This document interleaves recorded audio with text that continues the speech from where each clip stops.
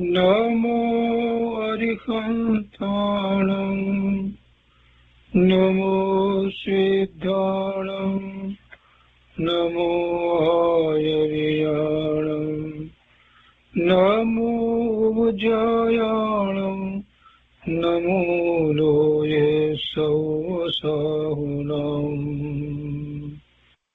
અસપંચનમોકારો સર્વપાવપનાશનો મંગલાણં ચ સૌવર્ચે પરમં અવૈમંગલં અજ્ઞાનતિમિરંધાનાં જ્ઞાનાંજનશલાકયા ચક્ષુન્મીલિतं येन તસ્મૈ શ્રીગુરુવે નમઃ મુખાદિવ્યાકુક્ષિરત્નં શબ્દજિતવર્યાત્મજં શ્રીરાજચંદ્રયહું વંદે તત્વલોચનદાયકં પ્રભુતત્વલોચનદાયકં.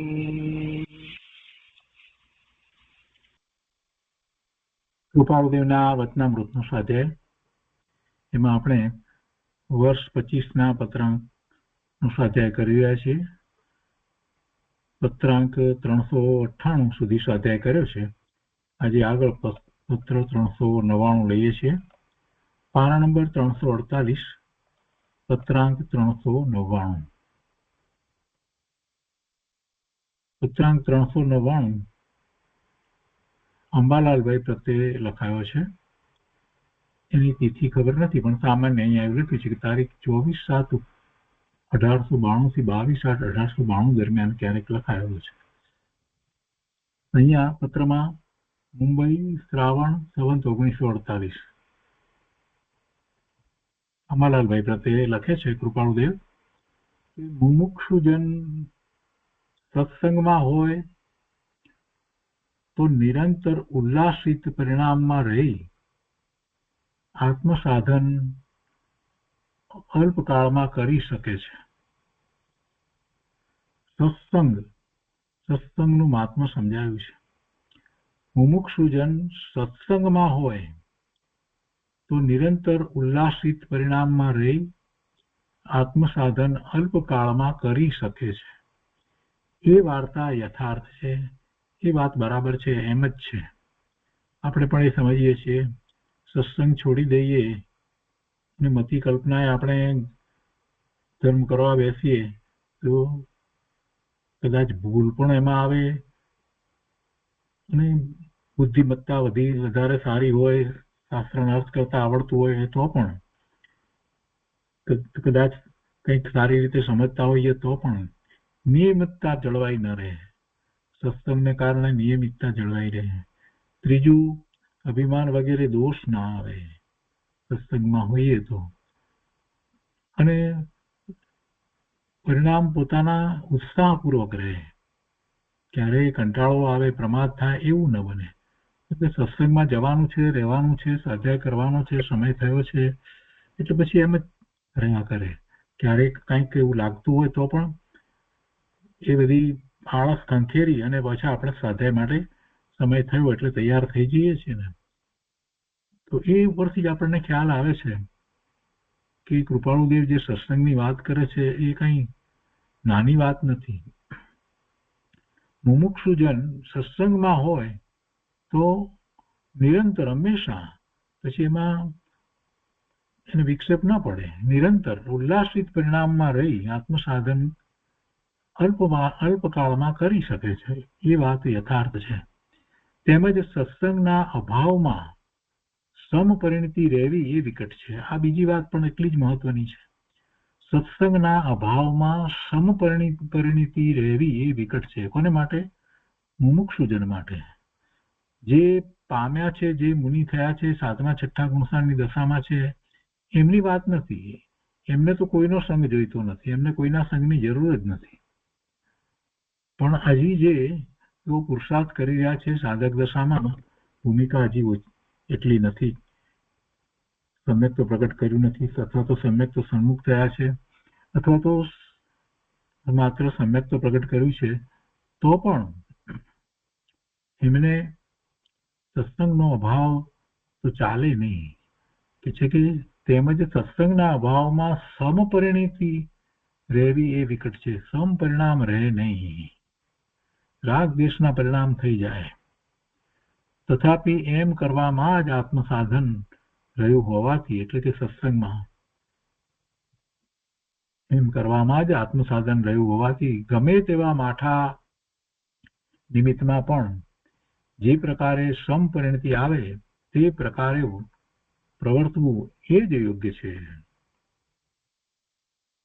આગળ કહે છે કે જ્ઞાનીના આશ્રયમાં નિરંતર વાસ હોય તો સહજ સાધન વડે પણ સમપરિણામ પ્રાપ્ત હોય છે. કેમ કે સમપરિણામ પ્રાપ્ત થાય એવી રીતે પ્રવર્તવું એ જ યોગ્ય છે એમ જ્યારે કહ્યું તો પછી એનો ઉપાય પણ કૃપાળુદેવ બતાવે છે કે જ્ઞાનીના આશ્રયમાં નિરંતર વાસ હોય, હંમેશા રહ્યા હોઈએ એમની નિશ્રામાં, તો સહજ સાધન વડે પણ સમપરિણામ પ્રાપ્ત હોય છે. એટલે કોઈ એવા અઘરા સાધનની જરૂર પડતી નથી કાંઈ કરવાની. સહજ સાધન વડે પણ સમપરિણામ પ્રાપ્ત હોય છે. કેમ કે વાતાવરણ જેવું હોય છે, જ્ઞાનીની નિશ્રામાં રહીએ છીએ એટલે શુભાશુભ ભાવના પરિણામ ઓછા હોય છે, અને બહારમાં જે દૃષ્ટિ થાય છે ત્યારે પણ જે શુભભાવ હોય છે એ પણ સ્વરૂપના લક્ષ્ય જ હોય છે, એવી એ દશા હોય છે. એટલે પરિણામ પોતાના સમ રહે એવું જ્ઞાનીની નિશ્રામાં રહેવાથી એ સહેલાઈથી થાય છે, અને એ કરવા યોગ્ય છે. જ્ઞાનીના આશ્રયમાં નિરંતર વાસ હોય તો સહજ સાધન વડે પણ સમપરિણામ પ્રાપ્ત હોય છે. અને એ પહેલા કહ્યું કે એ સત્સંગની અંદર જ એ પોતાને એવા સમપરિણામ થાય છે. એ વખતે નિમિત્તો એવા હોય, માઠા નિમિત્ત, એટલે કે વિપરીતતા વર્તતી હોય તો પણ સમપરિણામ જળવાઈ રહે છે. અને એમાં પણ જો સત્સંગમાં જ્ઞાનીના આશ્રયમાં રહેવામાં આવે તો એ સમપરિણામ સહજ રીતે જ એને પ્રાપ્ત થાય છે. અને એ વાત તો નિર્વિવાદ છે. એટલે કહે છે કે જ્ઞાનીના આશ્રયમાં નિરંતર વાસ હોય તો સહજ સાધન વડે પણ સમપરિણામ હોય છે. એમાં તો નિર્વિવાદતા છે. હવે કહે છે કે પણ જ્યારે પૂર્વકર્મના નિબંધનથી અનુકૂળ નહીં એવા નિમિત્તમાં નિવાસ પ્રાપ્ત થયો છે, ત્યારે ગમે તેમ કરીને પણ તેના પ્રત્યે અદ્વેષ પરિણામ રહે એમ પ્રવર્તવું એ જ અમારી વૃત્તિ છે, અને એ જ શિક્ષા છે. અનુકૂળતા ન હોય, પ્રતિકૂળતા હોય, એવો વખત ચાલતો હોય ત્યારે પણ, એવા નિમિત્તો હોય ત્યારે પણ ગમે તેમ કરીને પણ કે જે કંઈ નિમિત્તો હોય એ પ્રત્યે જરાય દ્વેષ રાખ્યા વિના પોતાના પરિણામ સંભાવપૂર્વક થાય એમ પ્રવર્તવું એ જ અમારી વૃત્તિ છે, અને એ જ શિક્ષા છે. એટલે અમે પણ એમ જ તમને અનુમોદના કરીએ છીએ, એ જ અમારી શિક્ષા છે. આગળ લખે છે કે સત્પુરુષનો દોષ જે પ્રકારે તેઓ ન ઉચ્ચારી શકે તે પ્રકારે જો તમારાથી પ્રવર્તવાનું બની શકે તેમ હોય તો વિકટતા વેઠીને પણ તેમ પ્રવર્તવું યોગ્ય છે. હવે જેમના સંબંધી કંઈ વાત કરી હશે તો એ માટે વાત લખી છે એમને કે પેલા કોઈ પણ પ્રકારે સત્પુરુષનો દોષ ન ઉચ્ચારે એવી રીતે તમે વર્તજો. તમે ક્યારેક કોઈક વાત સત્પુરુષની એને કહેવા ધારો અને પેલાને વાંકું પડી જાય તો પછી શાંતિ જાળવજો, વાદ વિવાદમાં પડશો નહીં, નહીતર એને એ સત્પુરુષ પ્રત્યે દોષ ઉચ્ચારશે. સત્પુરુષનો દોષ જે પ્રકારે તેઓ ન ઉચ્ચારી શકે તે પ્રકારે જો તમારાથી પ્રવર્તવાનું બની શકે તેમ હોય તો વિકટતા વેઠીને પણ તેમ પ્રવર્તવું. ભલે તમને વિકટ લાગે તો પણ તમારે એમ પ્રવર્તવું, શાંતિ રાખવી, જેથી કરી અને પેલા સત્પુરુષ ઉપર દોષના ટોપલા ન ઢોળે, એમના વિશે હલકું ન બોલે. હાલ અમારી તમને એવી કોઈ શિક્ષા નથી કે તમારે તેમનાથી ઘણી રીતે પ્રતિકૂળ વર્તન કરવું પડે. અમે કાંઈ એવું તમને કહેતા નથી, અમારી કોઈ શિક્ષા નથી, અમે ક્યારેય એવું કહ્યું નથી કે એમનાથી તમારે પ્રતિકૂળ વર્તન કરવું પડે. એટલે કે અમે જે વાત કરી છે એ દ્વારા તમે એમની સાથે એમને પેલાને ન ગમે એવું વર્તન કરો, એવું અમે ક્યારેય કહ્યું નથી. ધર્મના નામે ઘણી વખત લોકો પોતાની જાતે કોઈ વ્યક્તિ વિશેષ હોય, એવા જ્ઞાની મહાપુરુષ હોય, એમનું નામ લઈ અને એમની પાસેથી કંઈક વાત સાંભળી હોય તો એ લઈ અને વાદ વિવાદમાં એટલા પડી જાય છે બીજાઓની સાથે કે ભૂલી જાય છે કે આપણે જે શિક્ષા પ્રાપ્ત કરી છે એમાં તો સંભાવપૂર્વક રહેવાનું હતું, કોઈની સાથે વાદ વિવાદમાં પડવાનું નહોતું, કોઈને દુઃખ થાય એવી વાત કરવાની જ ન હતી, એ વાત ભૂલી જાય છે. બસ અમે જાણીએ છીએ, અમે આ સત્પુરુષ પાસેથી આ વાત જાણી છે, ગુરુદેવ પાસેથી અમને આ વાત મળી છે, પછી ગુરુદેવના નામે આપણે પછી પેલાની સાથે એટલા બધા વાદ વિવાદમાં ઉતરી જઈએ, મન દુઃખ થઈ જાય. તો કે છે કે એવું ન થવું જોઈએ, એવું કરવાની કાંઈ જરૂર નથી. અદેશ પરિણામ રહે એમ પ્રવર્તવું જોઈએ, એમ તો કે છે. પેલાને એવા જ્ઞાની સત્પુરુષ પ્રત્યે પછી અણગમો ન થઈ જાય એ ધ્યાન રાખવાની જરૂર છે. આપણી એ જવાબદારી છે, જે ચર્ચામાં પડે છે એની એ જવાબદારી છે. અને જ્ઞાની પુરુષે તો એમ કહ્યું નથી કે ભાઈ અમે આ કહ્યું છે એ વાતને તું પકડી અને કોઈની સાથે ચર્ચામાં ખૂબ વાદ વિવાદમાં પડજે, એવું તો કાંઈ કહ્યું નથી. અને કૃપાળુદેવ એ વાત જ અહીંયા યાદ કરાવે છે. એટલે સત્પુરુષનો દોષ જે પ્રકારે તેઓ ન ઉચ્ચારી શકે તે પ્રકારે જો તમારાથી પ્રવર્તવાનું બની શકે તેમ હોય તો વિકટતા વેઠીને પણ તેમ પ્રવર્તવું યોગ્ય છે. હાલ અમારી તમને એવી કોઈ શિક્ષા નથી કે તમારે તેમનાથી ઘણી રીતે પ્રતિકૂળ વર્તન કરવું પડે. કોઈ બાબતમાં તેઓ તમને બહુ પ્રતિકૂળ ગણતા હોય તો તે જીવનો અનાદિ અભ્યાસ છે એમ જાણી સહનતા રાખવી એ વધારે યોગ્ય છે.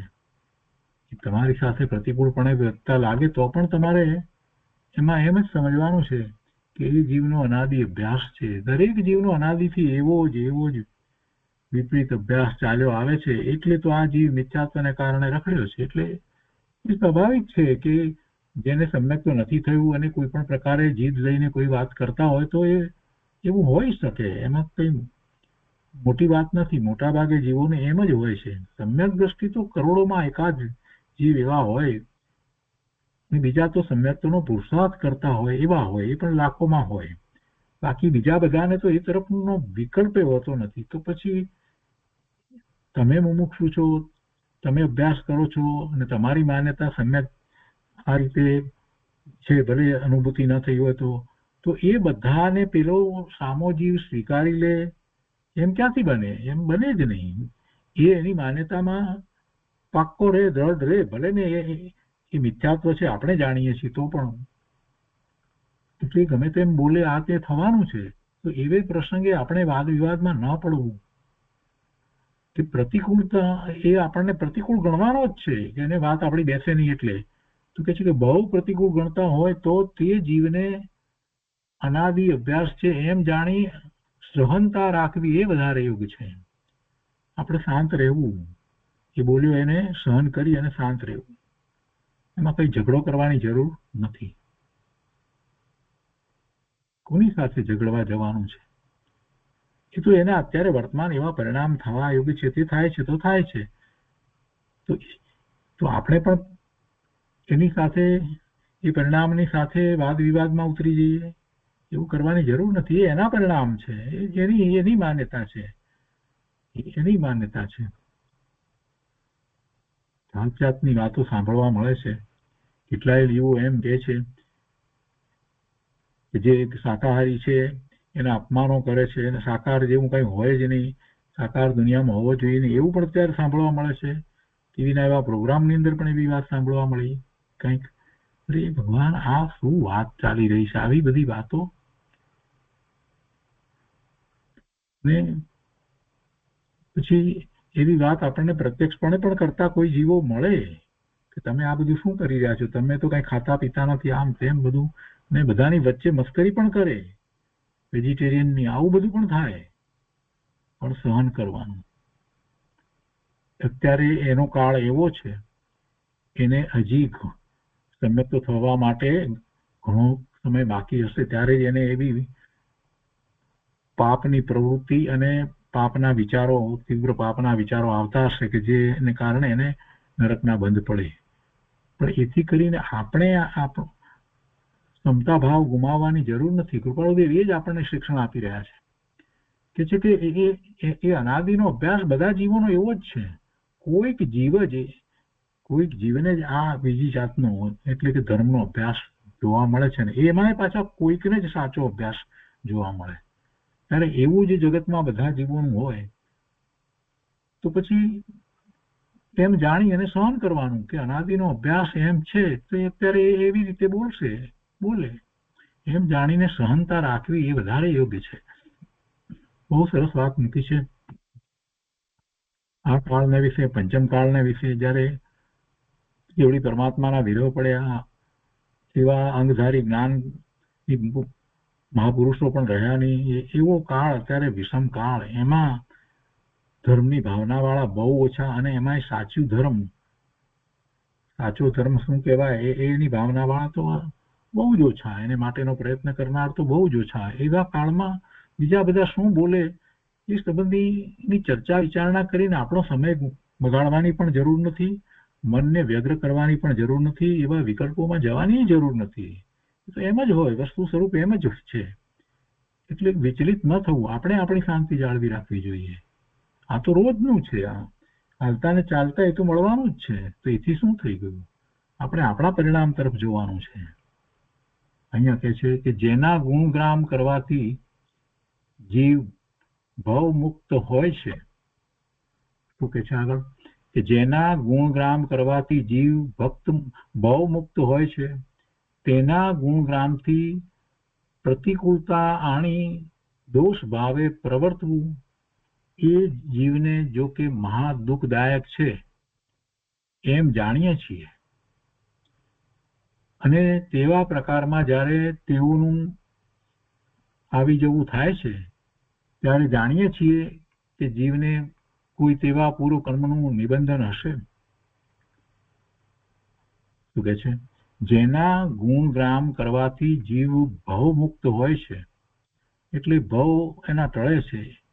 જેના ગુણગ્રામ કરવાથી જીવ ભવમુક્ત હોય છે, તેના ગુણગ્રામથી પ્રતિકૂળતા આણી દોષ ભાવે પ્રવર્તવું.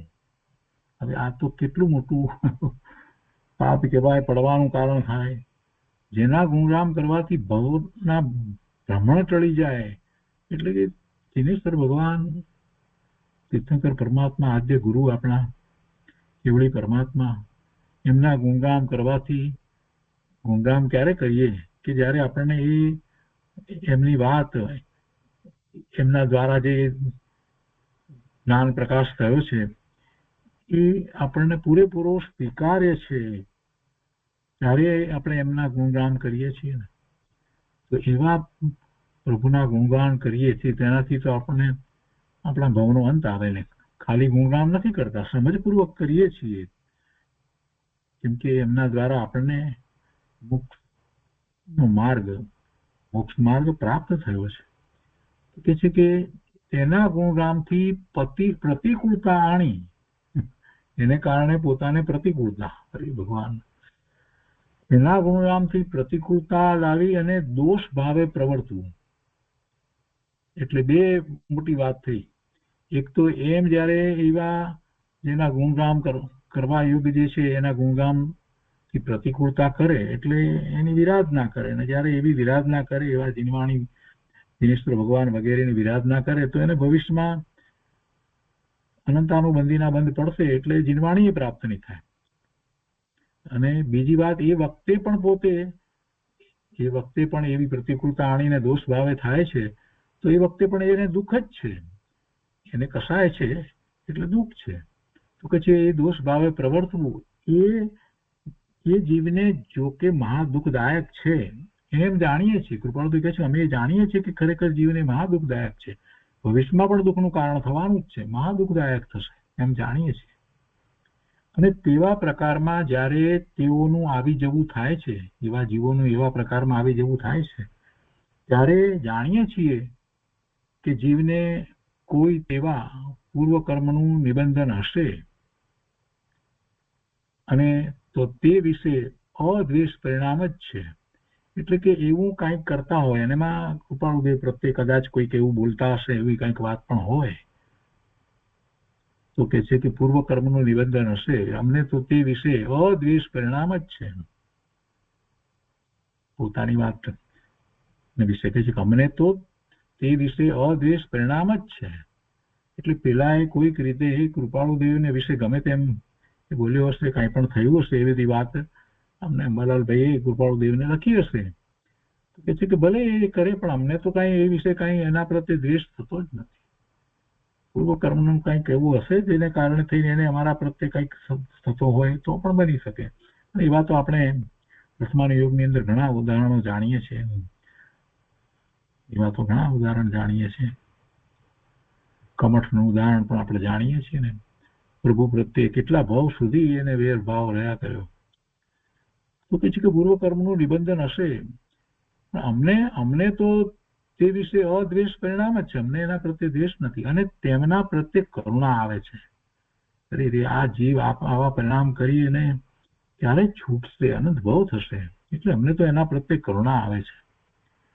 હવે કે છે કે તમે પણ તે ગુણનું અનુકરણ કરો, તમે પણ અમારી જેમ એમના પ્રત્યે અદ્વેષ ભાવે પરિણમો. અંતરમાં તમે એમના પ્રત્યે અનુકંપા અને કરુણાનો ભાવ રાખો કે એ તો દુઃખી છે અને અત્યારે જે વર્તન કરી રહ્યા છે એના ફળ સ્વરૂપે પણ એમને ખૂબ દુઃખ પડવાનું છે, એટલે એમ તમને એના પ્રત્યે અનુકંપા અને કરુણાનો ભાવ થવો જોઈએ. તમે પણ તે ગુણનું અનુકરણ કરો અને જે પ્રકારે તેઓ ગુણગ્રામ કરવા યોગના અવર્ણવાદ બોલવાનો પ્રસંગ ન પામે તેમ યોગ્ય માર્ગ ગ્રહણ કરો, એ ભલામણ છે. અને સાથે શું કહે છે કે અને જે પ્રકારે તેઓ ગુણગ્રામ કરવા યોગ્યના અવર્ણવાદ, એટલે તમે ગુણગાન કરો એમ એનો અવર્ણવાદ એટલે એના તરફની વિરાધનાનો ભાવ, અવર્ણવાદ, એના વિશે ગમે તેમ બોલવું જે છે એના કરતા વિરુદ્ધ વાત કરવી, વિરાધના કરવાનો, વિરાધક બોલવાનો એમને પ્રસંગ ન આવે એવી રીતે તમે પણ તમારું પ્રવર્તન કરો.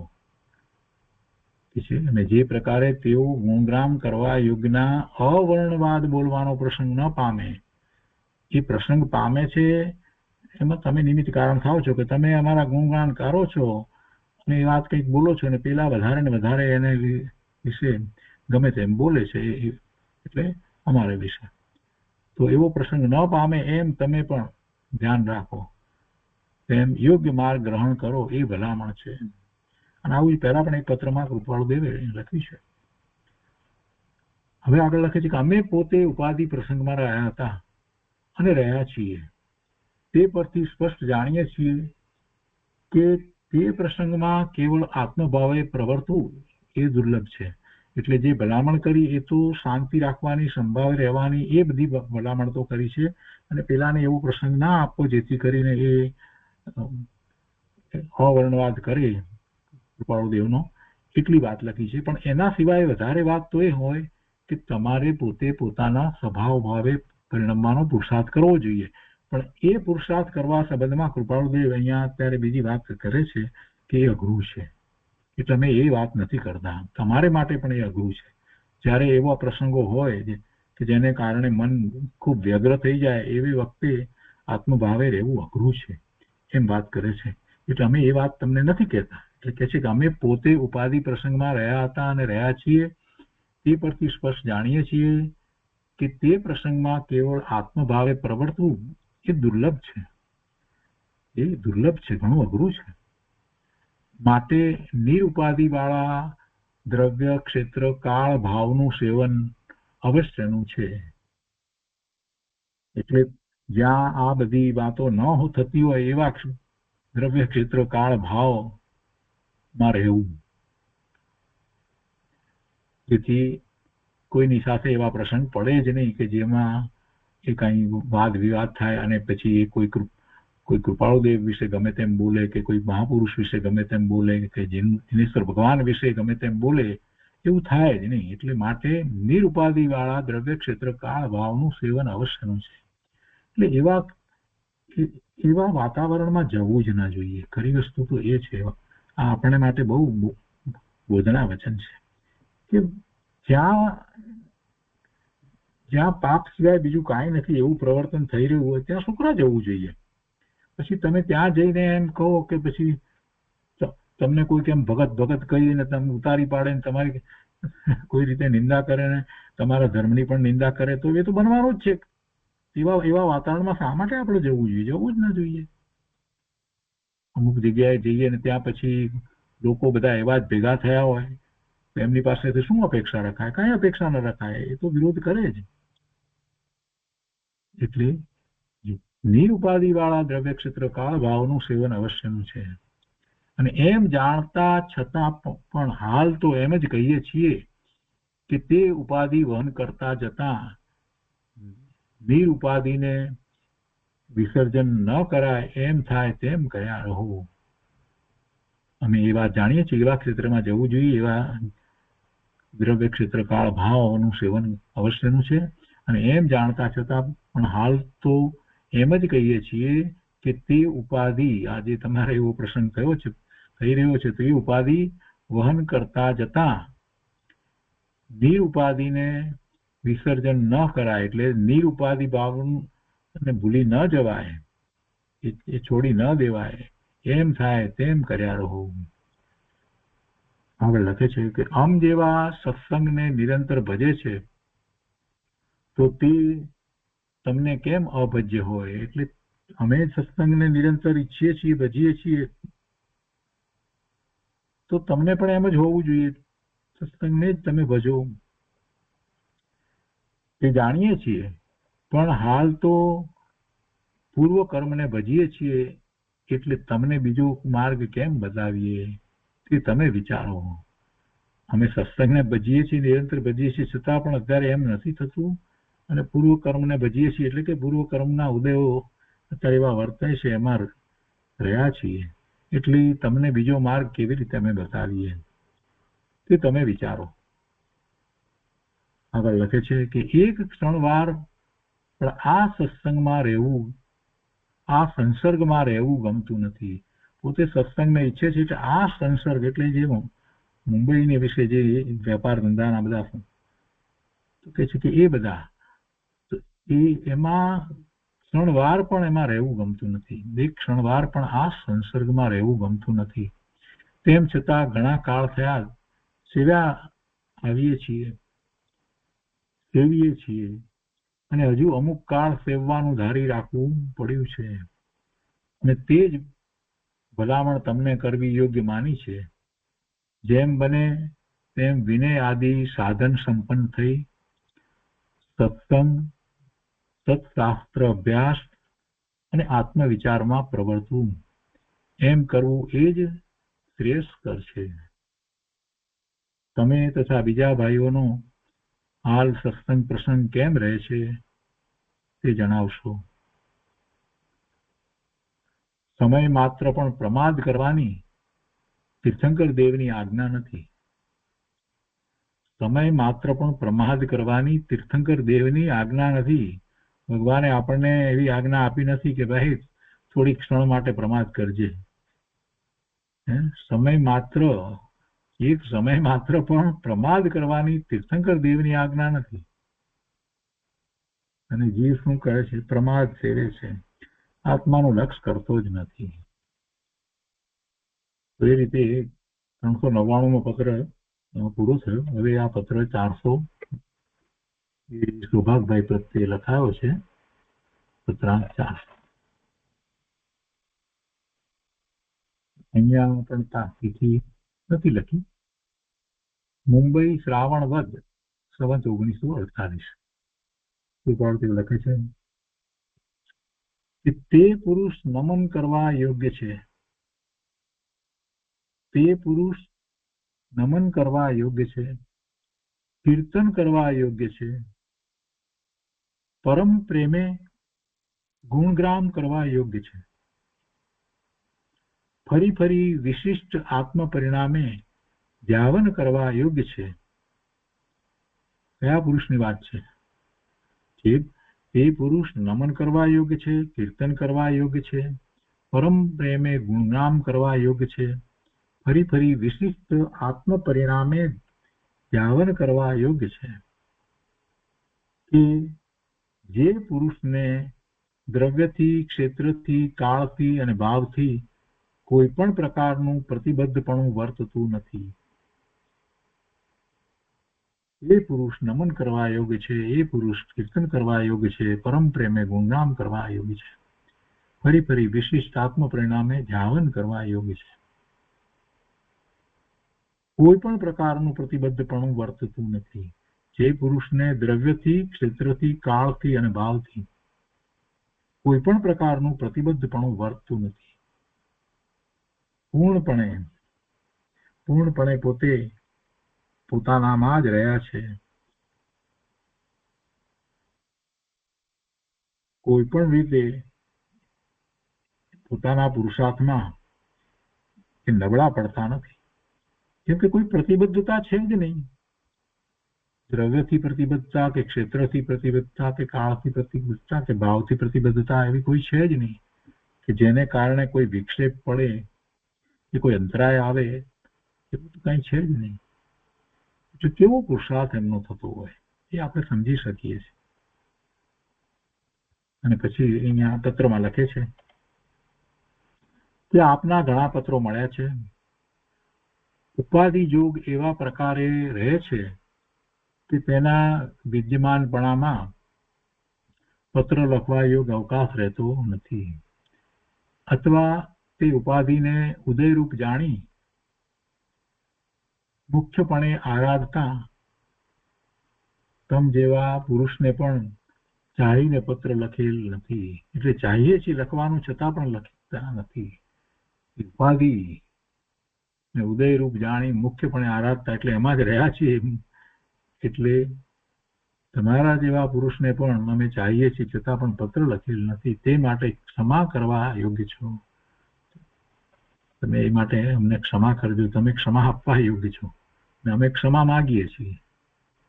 આગળ કહે છે કે ચિત્તને વિશે જેવું આ ઉપાધિ જોગ આરાધીએ છીએ ત્યારથી મુક્તપણું વર્તે છે,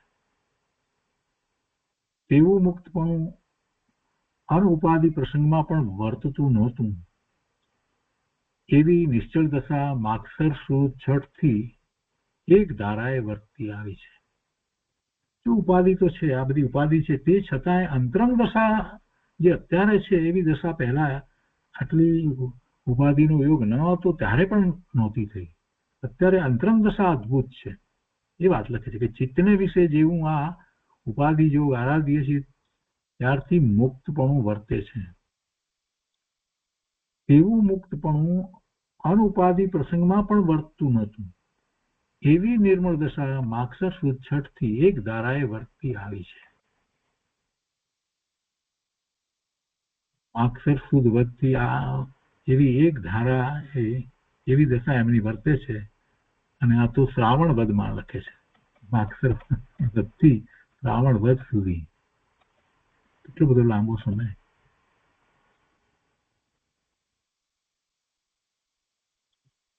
આઠ મહિનાથી આવી દશા કૃપાળુ દેવની છે.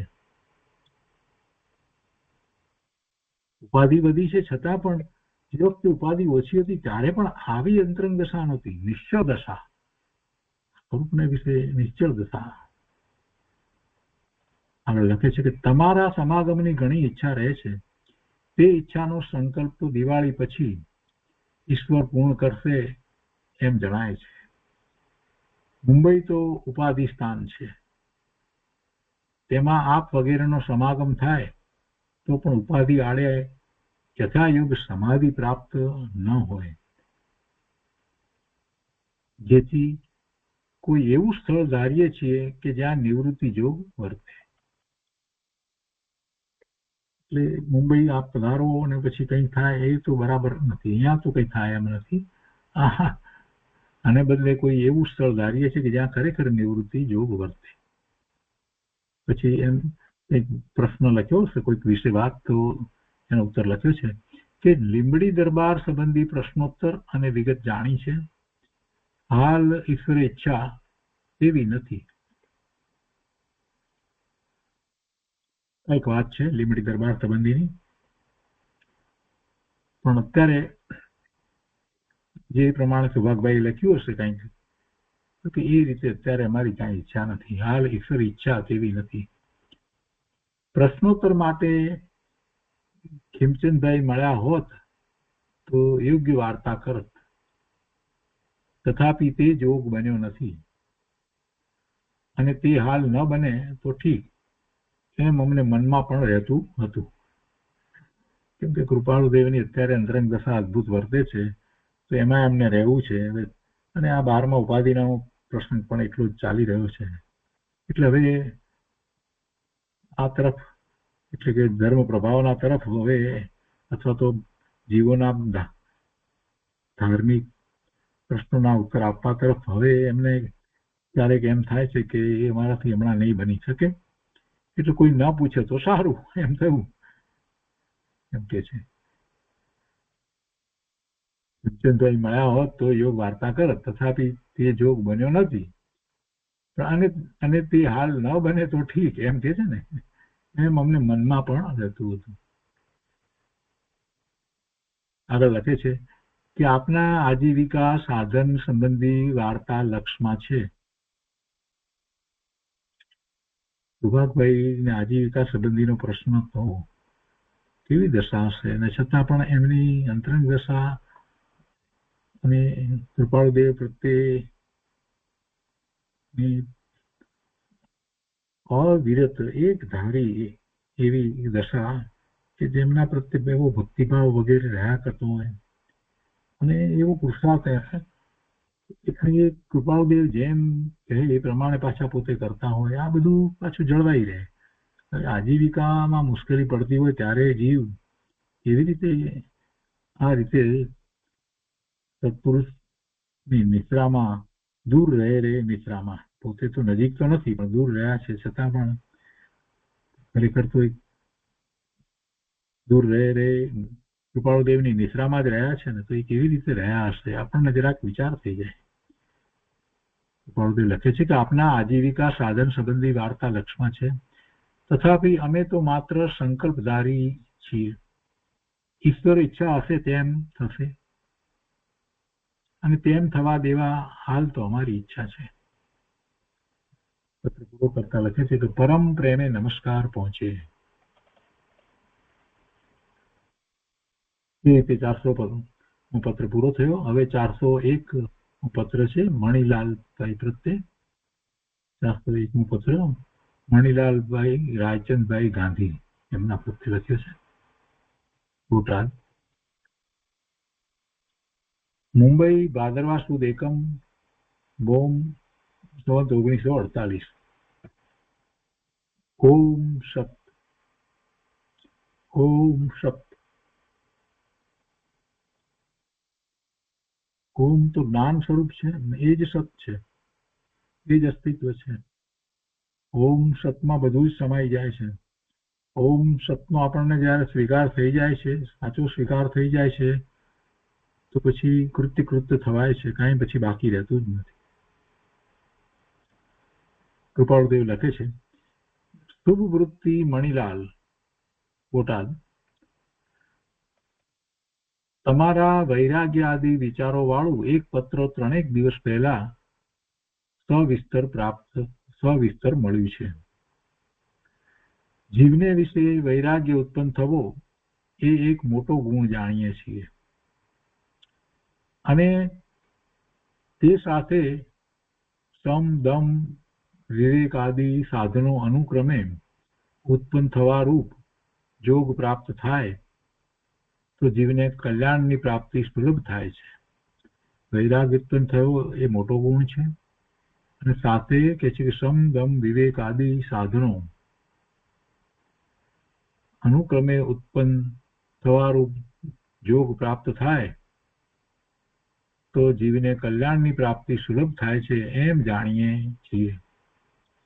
હવે અહીંયા લખે છે સ્પષ્ટતા કૌંસમાં લખી છે અહીંયા કે ઉપલી લીટીમાં જોગ શબ્દ લખ્યો છે તેનો અર્થ પ્રસંગ અથવા સત્સંગ એવો કરવો. એટલે શું થયું એનો અર્થ કે એવા સાધનો અનુક્રમે ઉત્પન્ન થવા રૂપ પ્રસંગ અથવા સત્સંગ પ્રાપ્ત થાય તો જીવને કલ્યાણની પ્રાપ્તિ સુલભ થાય છે. જોગ એટલે એવો જોગ. અનંતકાળ થયા જીવનું સંસારને વિશે પરિભ્રમણ છે અને એ પરિભ્રમણને વિશે એને અનંત એવા જપ તપ વૈરાગ્ય આદિ સાધનો કર્યા જણાય છે. તથાપી જેથી યથાર્થ કલ્યાણ સિદ્ધ થાય છે એવા એકે સાધન થઈ શક્યા હોય એમ જણાતું નથી. પૂર્વે સાધન તો કર્યા છે પણ કોઈ સાધન થયા જ નથી. સાધન થયા હોત તો અત્યારે આ ભવના ભ્રમણ ન હોત. એટલે એ સાધન થયા જ નથી. એ બધું નિષ્ફળ ગયું છે. એવા જપ તપ વગેરે કર્યા પણ એ બધું ખરેખર સાધન રૂપ થયું નથી. જપ તપ ખોટા હશે, વૈરાગ્ય આદિ સાધન કર્યા તો એ બધું ખોટું હશે. ના, ખોટું કહેવાનો આશય નથી, પણ એ સમજ વિનાના કર્યા. એ બાળ વ્રત બાળ તપ બાળ કોને જેવું વૈરાગ વગેરેનું એ લોકો રમત રમતા હોય ને જેમ હોય એના જેવું થયું છે. સાચા નથી થયા. સાચા તો સ્વરૂપના લક્ષ્ય થાય. આત્મજ્ઞાન વિના એવા સાચા જપ તપ વૈરાગ આદિ હોતા નથી. કે છે કે તથાપી જેથી યથાર્થ કલ્યાણ સિદ્ધ થાય છે એવા એકે સાધન થઈ શક્યા હોય એમ જણાતું નથી. એવા તપ જપ કે વૈરાગ્ય અથવા બીજા સાધનો તે માત્ર સંસાર રૂપ થયા છે, એટલે સાચા નથી થયા. એને કારણે પણ પુણ્યના બંધ પડ્યા એટલે સંસાર રૂપ થયા છે. તેમ થયું તે શા કારણથી? એવા તપ વૈરાગ વગેરે બધા ભાવ કર્યા, બધું કર્યું, છતાં પણ સંસાર જ છેવટે રહ્યો તો એમ કેમ થયું? એ શા કારણથી? એ વાત અવશ્ય ફરી ફરી વિચારવા યોગ છે. એ વાત ફરી ફરી વિચારવા જેવી છે. આપણે બધાએ ભગવાનની ભક્તિ પણ કરી છે, વ્રત પણ કર્યા છે, તપ પણ કર્યા છે, બધું કર્યું છે, છતાં પણ મુક્તિની પ્રાપ્તિ ન થઈ. એમ કેમ બન્યું? એટલે ક્યાં ઉણપ રહી ગઈ એ આપણે શોધવાની છે. અત્યારે આ સમય જયારે પ્રાપ્ત થયો છે ત્યારે માત્ર સ્વાધ્યાય કરીએ કે માત્ર કઈ ધર્મ ધ્યાન કરીએ એટલી વાત નથી, પણ સાથે એ પણ વિચારવાનું છે કે આ હું કરું છું એમાં કોઈ પણ પ્રકારે દોષ ના આવવો જોઈએ, ભૂલ ના આવવી જોઈએ, એ સાચા થવા જોઈએ, એ નિષ્ફળ ન થવા જોઈએ, એ ફળીભૂત થવા જોઈએ. પહેલા પણ મેં આવા કર્યા હશે પણ એ ફળીભૂત નથી થયા તો એનું શું કારણ? તો હવે મારે શું ધ્યાન રાખવું જોઈએ જેથી જેમ પહેલા આવા સાધન કરવા છતાં પણ એનું કઈ પરમાર્થે પરિણામ ન પ્રાપ્ત થયું તો હવે આ વખતે મારે શું ધ્યાન રાખવું જોઈએ? એનો વિચાર જેવી કરવા જેવો છે. એ વાત અવશ્ય ફરી ફરી વિચારવા યોગ છે. એ વાત અવશ્ય ફરી ફરી વિચારવા યોગ છે. અને કૌંસમાં લખ્યું છે કે આ સ્થળને વિશે કોઈ પણ પ્રકારે જપ તપ વૈરાગ્ય આદિ સાધનો નિષ્ફળ છે એમ કહેવાનો હેતુ નથી, પરંતુ નિષ્ફળ થયા છે. ભૂતકાળમાં કર્યા તો હોય જ, એટલે છતાં પણ ભવના ભ્રમણ અટક્યા નથી, એટલે નિષ્ફળ થયા છે. તો તેનો હેતુ શું હશે તે વિચારવા માટે લખવામાં આવ્યું છે. એટલા માટે લખ્યું છે કે છેવટે તો સમ્યક તો નથી પ્રાપ્ત થયું ને, એટલે એવા સાધનો કર્યા એ પરમાર્થે કાર્યકારી નથી થયા. શુભ ભાવ હશે એટલે પુણ્યના બંધ થયા હશે. એ વાત વિચારવા માટે આ લખ્યું છે. કલ્યાણની પ્રાપ્તિ જેને થાય છે એવા જીવને વિશે વૈરાગ્ય આદિ સાધન તો ખચિત હોય છે. કલ્યાણની પ્રાપ્તિ જેને થાય છે એને વૈરાગ્ય આદિ સાધન તો હોય છે, નથી હોતા એવી કોઈ વાત નથી. એટલે મેં એમ નથી કહેતા કે બધા વૈરાગ્ય આદિ સાધન ન કરવા એવી કોઈ વાત નથી, પણ એ સાધન પૂર્વે કર્યા છતાં પણ ભવચક્રનો એક આંટો ઓછો કેમ ન થયો એ વિચારવા જેવું છે. ક્યાં ભૂલ આવી જેથી કરીને આપણે હવે આ ભાવમાં એવી ભૂલ ન કરીએ. આગળ લખે છે કે શ્રી સુભાગ્યભાઈના કહેવાથી તમે આ પત્ર જેના તરફથી લખવામાં આવ્યો છે તે માટે જે કંઈ શ્રવણ કર્યું છે તે તેમનું કહેવું યથાર્થ છે કે કેમ તે પણ નિર્ધાર કરવા જેવી વાત છે. આ કોઈક સંબંધીની વાત છે અને એ સંબંધીની આખી જે કઈ વાત છે એ આપણે જાણતા નથી, પણ એમાં ખરેખર શું તથ્ય છે એ તમારે જાણવું જોઈએ, એનો નિર્ધાર કરવો જોઈએ, એટલી એમને ભલામણ આપી છે. હવે આગળ લખે છે કે નિરંતર અમારા સત્સંગને વિશે રહેવા સંબંધી તમારી જે ઈચ્છા છે તે વિશે હાલ કાંઈ લખી શકાવું અશક્ય છે. થવાનું હશે ત્યારે થશે, અત્યારે અમે એ સંબંધી શું લખીએ. આગળ લખે છે કે તમારા જાણવામાં આવ્યું હોવું જોઈએ કે અત્ર અમારું જે રહેવું થાય છે તે ઉપાધિપૂર્વક થાય છે, અને તે ઉપાધિ એવા પ્રકારથી છે કે તેવા પ્રસંગમાં શ્રી તીર્થંકર જેવા પુરુષ વિશેનો નિર્ધાર કરવો હોય તો પણ વિકટ પડે. એટલી બધી ઉપાધિ છે કે તીર્થંકર ભગવાન વિશેનો નિર્ણય કરવો હોય એમના ગુણ વગેરે દ્વારા તો એ પણ મુશ્કેલ પડે, વિકટ પડે, એટલી ઉપાધિ છે. કારણ કે અનાદિકાળથી માત્ર જીવને બાહ્ય પ્રવૃત્તિ અથવા બાહ્ય નિવૃત્તિનું ઓળખાણ છે. એમ જ છે, અનાદિકાળથી જીવને બાહ્ય પ્રવૃત્તિ અથવા બાહ્ય નિવૃત્તિ, સાચી નિવૃત્તિની તો ખબર નથી. બાહ્યમાં એ કાં તો કામ કરે છે અથવા બાહ્યમાં કામ નથી કરતો, તો બાહ્ય પ્રવૃત્તિ અથવા બાહ્ય નિવૃત્તિ. પણ એથી શું દાડો વળ્યો? બાહ્ય પ્રવૃત્તિને કારણે એ તો રોકાઈ રહ્યો છે બહારમાં, અને બાહ્ય નિવૃત્તિથી શું ફેર પડ્યો? બાહ્યમાં નિવૃત્તિ, કામ એટલે રિટાયર્ડ થયો, જોબ કરતો તો બાહ્ય નિવૃત્તિ થઈ. એ ક્યાં સાચી નિવૃત્તિ છે? નિવૃત્તિ તો એને પોતાના જે રાગ દ્વેષના ભાવ જે છે એનાથી નિવૃત્તિ લાવવાની છે, જે એને વિભ્રમ જે છે એનાથી નિવૃત્ત થવાનું છે. એ તો થયું નથી. અહીંયા કૃપાળદેવ કહે છે કે તમારા જાણવામાં આવ્યું હોવું જોઈએ કે અત્ર અમારું જે રહેવું થાય છે તે ઉપાધિપૂર્વક થાય છે, અને તે ઉપાધિ એવા પ્રકારથી છે કે તેવા પ્રસંગમાં શ્રી તીર્થંકર જેવા પુરુષ વિશેનો નિર્ધાર કરવો હોય તો પણ વિકટ પડે. કારણ કે અનાદિકાળથી માત્ર જીવને બાહ્ય પ્રવૃત્તિ અથવા બાહ્ય નિવૃત્તિનું ઓળખાણ છે, અને તેના આધારે જ તે સત્પુરુષ અસત્પુરુષ કલ્પતો આવેલ છે. કદાપી કોઈ સત્સંગના યોગે જીવને સત્પુરુષ આ છે એવું જાણવામાં આવે છે તો પણ પછી તેમનો બાહ્ય પ્રવૃત્તિ રૂપ યોગ દેખીને જેવો જોઈએ તેવો નિશ્ચય રહેતો નથી.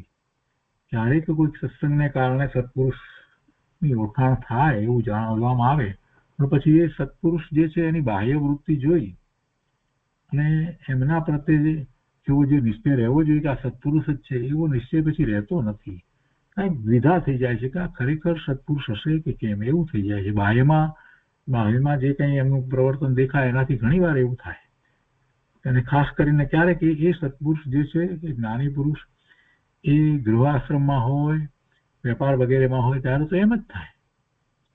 કંઈક એવું કામ કરતા હોય, કોઈ એવી જોબ કરતા હોય કે એવું કંઈક હોય તો એ જ્ઞાની છે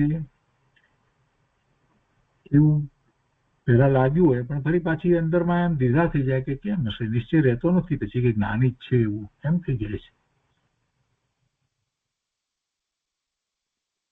છે. આ સત્પુરુષ છે એવું જાણવામાં આવે છે તો પણ પછી તેમનો બાહ્ય પ્રવૃત્તિ રૂપ યોગ દેખીને જેવો જોઈએ તેવો નિશ્ચય રહેતો નથી, અથવા તો નિરંતર વધતો એવો ભક્તિભાવ નથી રહેતો.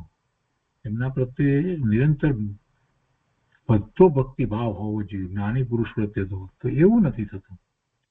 કેમ કે બાહ્ય એમની પ્રવૃત્તિ વગેરે જોઈ અને એમ થાય છે. અને વખતે તો સંદેહને પ્રાપ્ત થઈ જીવ તેવા સત્પુરુષના યોગને ત્યાગી જેની બાહ્ય નિવૃત્તિ જણાય છે એવા અસત્પુરુષને જડ આગ્રહે સેવે છે. ઘણી વાર તો એવું પણ થઈ જાય, બહાર બીજું કઈ એમનું દેખાતું નહીં, સામાન્ય વેપાર વગેરે કરતા હોય એવું જ લાગે, જ્ઞાની છે એમની કઈક વાત સાંભળે સમજે તો એને ખ્યાલમાં આવે ને. એટલે પછી બાહ્યમાં જેનો વૈરાગ વગેરે કઈક દેખાય છે, બાહ્ય નિવૃત્તિ, એવા ખરેખર જ્ઞાની ન હોય એવા અસત્પુરુષ ને એ આગ્રહપૂર્વક દટ આગ્રહ સેવે છે.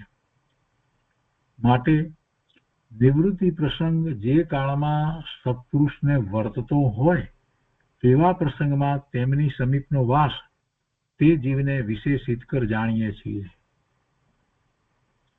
એટલે પોતાની વાત એમાં આવી ગઈ કે જ્યારે સત્પુરુષને ખરેખર નિવૃત્તિનો કાળ વર્તતો હોય ને એવે વખતે એમની નિશ્રામાં, એમના સાનિધ્યમાં રહીએ, એમના સંગમાં રહીએ, એમનું સત્સંગ કરીએ ને તો એ આપણને વિશેષ હિતકર લાગે, કેમ કે આપણને બીજો વિકલ્પ ન આવે. પણ એ જ્ઞાની પુરુષ ક્યાંક બીજે વ્યસ્ત રહ્યા હોય તો એ તો છે તો જ્ઞાની જ, પણ બીજા બાહ્ય કાર્યમાં કંઈક વ્યસ્ત રહ્યા હોય ને એ વખતે આપણે એમને મળીએ કે કંઈક પણ બીજા વિચાર સાથે જઈએ ને એમ કે એમની સાથે સત્સંગ કરીએ તો એવું જે ધાર્યું હોય એવું ન થાય, એવું ન થાય. તો શું કરવું? કે છે કે નિવૃત્તિ પ્રસંગમાં જે કાળમાં સત્પુરુષને વર્તતો હોય તેવા પ્રસંગમાં તેમની સમીપનો વાસ તે જીવને વિશેષ હિતકારી જાણીએ છીએ. આગળ લખે છે કે આ વાત અત્યારે આથી વિશેષ લખાવી અશક્ય છે. જો કોઈ પ્રસંગે અમારો સમાગમ થાય તો ત્યારે તમે તે વિશે પૂછશો અને કંઈ વિશેષ કહેવા યોગ્ય પ્રસંગ હશે તો કહી શકવાનો સંભવ છે, તો ત્યારે કદાચ અમે એ વાત કરીશું. આગળ લખે છે કે દીક્ષા લેવા વારંવાર ઈચ્છા થતી હોય તો પણ હાલ તે વૃત્તિ સમાવેશ કરવી. એમને કદાચ એવી ભાવના થતી હશે એટલે કૃપાળુદેવને પણ એ વાત એમણે લખી હશે. એટલે કૃપાળુદેવ માર્ગદર્શન આપતા લખે છે કે દીક્ષા લેવા વારંવાર ઈચ્છા થતી હોય તો પણ હાલ તે વૃત્તિ સમાવેશ કરવી અને કલ્યાણ શું અને તે કેમ હોય તેની વારંવાર વિચારણા અને ગવેષણા કરવી, એની વિચારણા અને એની શોધ કરવી કે ખરેખર કલ્યાણનો માર્ગ કઈ રીતે છે, કેવી રીતે કલ્યાણ થાય, એના વિશે વારંવાર વિચારણા કરવી અને એ કલ્યાણનું કારણ શોધવું કે કઈ રીતે કલ્યાણ થઈ શકે. એ પ્રકારમાં અનંતકાળ થયા ભૂલ થતી આવી છે, કેમ કે પૂર્વે પણ એવી દીક્ષા તો લીધી છે. અનંતકાળમાં કઈ આ જીવે દીક્ષા લીધી નથી એવું બન્યું નથી, છતાં પણ જે પરમાર્થે જે પ્રાપ્ત કરવાનું હતું એ તો પ્રાપ્ત થયું નથી. એટલે દીક્ષા લઈએ એટલે કાર્ય થઈ જશે એમ જ નહીં, પણ એના બદલે પહેલા વિચાર કરવો કે મારે જે કરવાનું છે પરમાર્થે કલ્યાણ કરવું છે, સ્વરૂપની પ્રાપ્તિ અને સ્વરૂપમાં વિશેષ એકાગ્રતા, સ્વરૂપમાં લીનતા, આ જે બધું મારે કરવું છે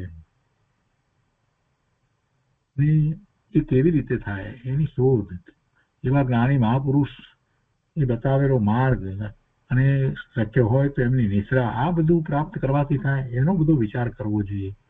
આમના ઉતાવળ કરીને દીક્ષા લઈ લઈએ એટલે કઈ બધું થઈ જશે એમ નથી. કેમ કે એવી રીતે અનંતકાળમાં ઘણી વાર દીક્ષા લીધી છે, એટલે કે એ પ્રકારમાં અનંતકાળ થયા ભૂલ થતી આવી છે, માટે અત્યંત વિચારે પગલું ભરવું યોગ્ય છે. એક વાત છે, દીક્ષા લેવી સમ્યક દર્શન કે કાંઈ પણ નથી અને એમ હોય કે આપણે દીક્ષા લઈ લઈએ તો ત્યાં ટાઈમ તો મળશે એટલે બધું કરીશું, પણ પહેલા વિચાર કરવો જોઈએ દીક્ષા લેતા પહેલા. જ્યાં જે બીજા દીક્ષાર્થીઓ જે સાધુઓ વગેરે જે છે એમની સમીપમાં રહેવાનું થાય છે તો એ આખો દિવસ કેવી રીતે પસાર કરે છે અને વળી એમને સાચા ધર્મ સંબંધીનું માર્ગદર્શન કેવી રીતે પ્રાપ્ત થાય છે એ બધી વાતને પણ સમજવી જોઈએ. કેમ કે કેટલીક વખત એવું થતું હોય છે કે સાધુને જે ક્યાંય પોતે એનું મન ચલિત ન થઈ જાય એ માટે કેટલીક એમને એમનો નિત્યક્રમ નિશ્ચિત હોય છે તો એ એમણે કરવાનો જ હોય છે અને એમાં ઘણો સમય વીતી જતો હોય છે અને સાથે સાથે બીજી વાત એ છે કે ગુરુની આજ્ઞા વિના શાસ્ત્રનો અભ્યાસ પણ કરાતો નથી અને પછી સંપ્રદાયની ગુરુને જરાક બુદ્ધિ હોય તો એ સંપ્રદાય સિવાયના બીજા અન્ય સંપ્રદાયના શાસ્ત્ર વગેરે છે એનો અભ્યાસ કરવાની કદાચ આજ્ઞા ન પણ આપે.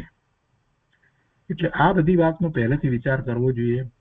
દીક્ષા લઈ લઈશું એટલે બધું ત્યાં થઈ જશે એમ નથી. દીક્ષા નથી લીધી ત્યારે એને બધી તરફ જવાની છૂટ છે.